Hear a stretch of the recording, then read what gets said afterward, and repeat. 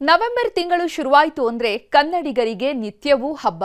ರಾಜ್ಯದುದ್ದಗಲಕ್ಕೂ ಅದ್ದೂರಿ ಕನ್ನಡ ರಾಜ್ಯೋತ್ಸವ ಆಚರಿಸುತ್ತಿದ್ದಾರೆ. ಕನ್ನಡಾಂಬೆ ಸಂಭ್ರಮದ ಸ್ಪೆಷಲ್ ರಿಪೋರ್ಟ್ ಇಲ್ಲಿದೆ.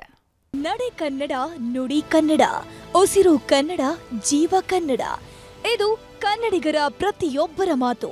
ಕನ್ನಡ ಅಂದ್ರೆ ಇದೊಂದು ಭಾಷೆ ಮಾತ್ರವಲ್ಲ, ಜೀವ ಭಾಷೆ, ಬದುಕು ಕೊಟ್ಟ ಭಾಷೆ, ಭಾವನೆಗಳನ್ನ ಬೆಸೆದ ಭಾಷೆ, ಲಕ್ಷಾಂತರ ಭಾಷೆಗಳ ಮಧ್ಯೆ ಕನ್ನಡದ ಕಿಡಿ ಹೊತ್ತಿಸಿದ ಭಾಷೆ. ಹೀಗಾಗಿ ಇವತ್ತು ಇಡೀ ಕರುನಾಡಲ್ಲಿ ಕನ್ನಡದ ಡಿಂಡಿಮ ಮೊಳಗ್ತಿದೆ. ಕರುನಾಡಿನ ಪ್ರತಿ ಕನ್ನಡಿಗನೂ ಕೂಡ ಹೆಮ್ಮೆಯಿಂದ ಕನ್ನಡದ ಪತಾಕೆ ಹಾರಿಸುತ್ತಿದ್ದಾರೆ. 70ನೇ ಕನ್ನಡ ರಾಜ್ಯೋತ್ಸವವನ್ನ ಕರುನಾಡಿನ ಗಲ್ಲಿ ಗಲ್ಲಿಯಲ್ಲೂ ಸಂಭ್ರಮದಿಂದಲೇ ಆಚರಿಸಲಾಯಿತು. ಕನ್ನಡಾಂಬೆಯ ಗುಣಗಾನ ನಡೆಯುತ್ತಿರೋ ಈ ಹೊತ್ತಲ್ಲೇ ನಾಡದ್ರೋಹಿಗಳು ಕೇಕಿಯನ್ನು ಹಾಕಿದ್ದಾರೆ. ಕಲಿಯೋಕೆ ಕೋಟಿ ಭಾಷೆ, ಆಡೋಕೆ ಒಂದೇ ಭಾಷೆ, ಅದು ಕನ್ನಡ. ಕನ್ನಡ ಕನ್ನಡ ಕನ್ನಡ ರಾಜ್ಯೋತ್ಸವವನ್ನ ನಾಡಿನುದ್ದಕ್ಕೂ ಸಂಭ್ರಮದಿಂದ ಆಚರಿಸಲಾಯಿತು. ಬೆಳಗಾವಿಯಲ್ಲೂ ಕೂಡ ಮಧ್ಯರಾತ್ರಿಯಿಂದಲೇ ಕನ್ನಡದ ಸಂಭ್ರಮಾಚರಣೆ ಜೋರಾಗಿತ್ತು. ಚೆನ್ನಮ್ಮ ವೃತ್ತದಲ್ಲಿ ಮಧ್ಯರಾತ್ರಿ 12 ಗಂಟೆಗೆ ಕೇಕ್ ಕತ್ತರಿಸಿ ವಿವಿಧ ಕನ್ನಡ ಪರ ಸಂಘಟನೆಗಳು ಕನ್ನಡದ ಪತಾಕೆ ಹಾರಿಸಿದ್ರು. ಕತ್ತಲ ರಾತ್ರಿಯಲ್ಲಿ ಸೇರಿದ ಸಾವಿರಾರು ಮಂದಿ ಕನ್ನಡಮ್ಮನ ಸಂಭ್ರಮದಲ್ಲಿ ಕುಣಿದು ಕುಪ್ಪಳಿಸಿದ್ರು.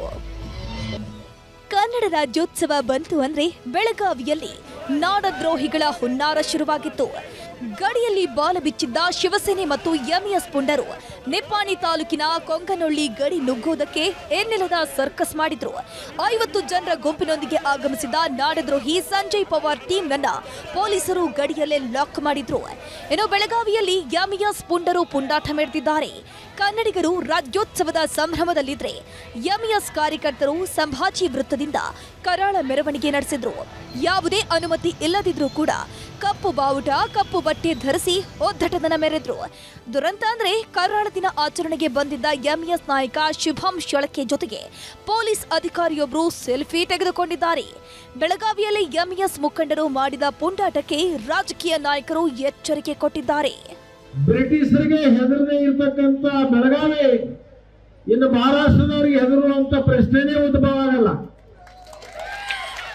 ಆದ ಕಾರಣ ಅವರೇನು ಮಹಾರಾಷ್ಟ್ರದವರು ಬೆಳಗಾವಿಯನ್ನೇನು ಕೇಳ್ತಾ ಇದ್ದೀರಿ, ಇದನ್ನೇ ನಿಮ್ಮ ಮಂಡ ಆಟವನ್ನ ಮುಂದುವರಿಸಿದ್ದಾದ್ರೆ ಮುಂಬೈಯನ್ನ ಕರ್ನಾಟಕಕ್ಕೆ ಸೇರಿಸ್ರಿ ಅನ್ನುವಂತ ಒಂದು ಸಂದರ್ಭ ಬರ್ಬೋದು. ಎಂಇಎಸ್ ಅವ್ರಿಗೆ ಏನ್ರಿ ಇದೆ ಯೋಗ್ಯತೆ? ನಮ್ಮ ಕರ್ನಾಟಕ ರಾಜ್ಯಕ್ಕೆ ಅವ್ರಿಗೆ ಏನ್ ಸಂಬಂಧ ಇದೆ?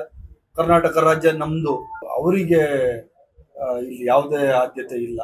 ಕನ್ನಡ ನಾಡು ನಮ್ದು, ಬೆಳಗಾಂ ನಮ್ದು, ನಮ್ಮ ರಾಜ್ಯಕ್ಕೆ ಸೇರಿ. ಬಾಗಲಕೋಟೆಯಲ್ಲೂ ಕನ್ನಡ ರಾಜ್ಯೋತ್ಸವ ಸಡಗರ ಜೋರಾಗಿತ್ತು. ಜಿಲ್ಲಾ ಕ್ರೀಡಾಂಗಣದಲ್ಲಿ ಉಸ್ತುವಾರಿ ಸಚಿವ ಆರ್.ಬಿ. ತಿಮ್ಮಾಪುರ್ ಧ್ವಜಾರೋಹಣ ನೆರವೇರಿಸಿದ್ರು. ಈ ವೇಳೆ ಶಾಲಾ ಮಕ್ಕಳು, ಪೊಲೀಸರು ಪಥ ಸಂಚಲನ ಮಾಡಿ ಗೌರವ ಸಲ್ಲಿಸಿದ್ರು.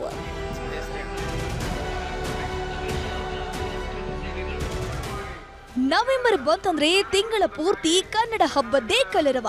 ಹುಬ್ಬಳ್ಳಿಯ ಸಿದ್ಧಾರೂಢ ಮಠದಲ್ಲಿ ರಾಜ್ಯೋತ್ಸವ ಆಚರಿಸಲಾಯಿತು. ಭುವನೇಶ್ವರಿ ತಾಯಿಗೆ ಪೂಜೆ ಸಲ್ಲಿಸಿ ಭವ್ಯ ಮೆರವಣಿಗೆ ಮಾಡಲಾಯಿತು. ಕಾರ್ಯಕ್ರಮದಲ್ಲಿ ಶಾಸಕ ಮಹೇಶ್ ತೆಂಗಿನಕಾಯಿ, ಮೇಯರ್ ಜ್ಯೋತಿ ಪಾಟೀಲ್ ಮತ್ತಿತರರು ಭಾಗಿಯಾಗಿದ್ರು. ವಿವಿಧ ಕಲಾ ತಂಡಗಳು ರಾಜ್ಯೋತ್ಸವದ ಸಂಭ್ರಮಕ್ಕೆ ಮೆರುಗು ತಂದವು. ಕೊಪ್ಪಳದಲ್ಲೂ ಕನ್ನಡ ರಾಜ್ಯೋತ್ಸವ ಡಿಂಡಿಮ ಜೋರಾಗೇ ಇತ್ತು. ಗೊಳದಳ್ಳಿಯಲ್ಲಿ ಇಡೀ ಊರಿನ ಗ್ರಾಮಸ್ಥರು ಸೇರಿ ಕನ್ನಡ ನಾಡಿನ ಮಹಾನೀಯರ ವೇಷ ತೊಟ್ಟು ಡೊಳ್ಳು, ಭಾಜ, ಭಜಂತ್ರಿಯೊಂದಿಗೆ ಮೆರವಣಿಗೆ ಮಾಡಿದ್ರು.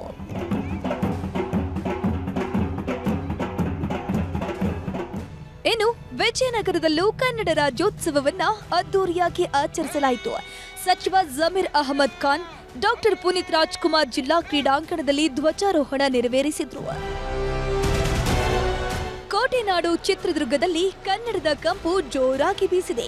ಎಲ್ಲೆಲ್ಲೂ ಕೆಂಪು ಹಳದಿ ಬಾವುಟಗಳು ರಾರಾಜಿಸಿದ್ದು, ಪೊಲೀಸ್ ಮೈದಾನದಲ್ಲಿ ಸಚಿವ ಡಿ ಸುಧಾಕರ್ ಧ್ವಜಾರೋಹಣ ನೆರವೇರಿಸಿದ್ರು.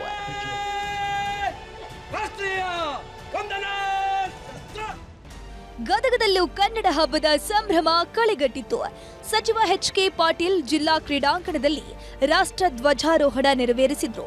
ಆದರೆ ಪರೇಡ್ ವೇಳೆ ಎಂಟ್ರಿ ಕೊಟ್ಟ ಮಂಗವೊಂದು ಮಂಗನಾಟವಾಡಿದೆ. ಪರೇಡ್ ವೀಕ್ಷಣೆ ಮಾಡ್ತಿದ್ದ ವ್ಯಕ್ತಿಗೆ ಡಿಚ್ಚಿ ಕೊಟ್ಟಿದೆ. ಇಡೀ ಕರುನಾಡಲ್ಲಿ 70ನೇ ಕನ್ನಡ ರಾಜ್ಯೋತ್ಸವ ಸಂಭ್ರಮ ಜೋರಾಗಿದೆ. ಬಳ್ಳಾರಿಯ ಮುನ್ಸಿಪಲ್ ಮೈದಾನದಲ್ಲಿ ಸಚಿವ ರಹೀಂ ಖಾನ್ ಧ್ವಜಾರೋಹಣ ಮಾಡಿದ್ರು. ಇನ್ನು ಹಾವೇರಿ ಜಿಲ್ಲೆಯಲ್ಲೂ ರಾಜ್ಯೋತ್ಸವದ ಸಂಭ್ರಮ ಮುಗಿಲು ಮುಟ್ಟಿತ್ತು. ಜಿಲ್ಲಾ ಉಸ್ತುವಾರಿ ಸಚಿವ ಶಿವಾನಂದ ಪಾಟೀಲ್ ಬಾವುಟ ಹಾರಿಸಿದ್ರು. ನಂತರ 13ಕ್ಕೂ ಹೆಚ್ಚು ತಂಡಗಳಿಂದ ಆಕರ್ಷಕ ಪಥ ಸಂಚಲನ ನಡೆಯಿತು.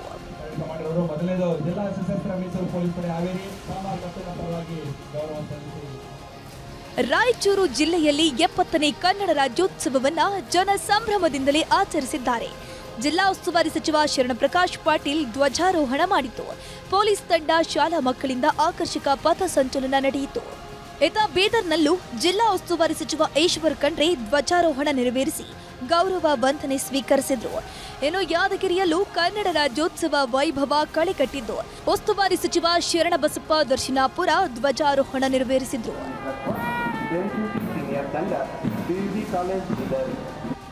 ಏನು ಮಂಡ್ಯದಲ್ಲೂ ರಾಜ್ಯೋತ್ಸವದ ಸಂಭ್ರಮ ಜೋರಾಗಿದ್ದು ಸಚಿವ ಎನ್ ಚಲುವರಾಯಸ್ವಾಮಿ ಧ್ವಜಾರೋಹಣ ಮಾಡಿದ್ರು.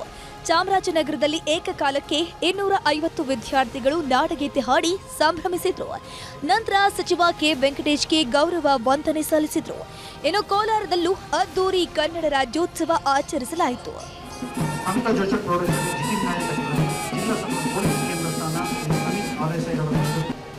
ಶಿವಮೊಗ್ಗದಲ್ಲಿ ವಿವಿಧ ಇಲಾಖೆಗಳ ಸ್ತಬ್ಧ ಚಿತ್ರ ಪ್ರದರ್ಶನ ಏರ್ಪಡಿಸಲಾಗಿತ್ತು.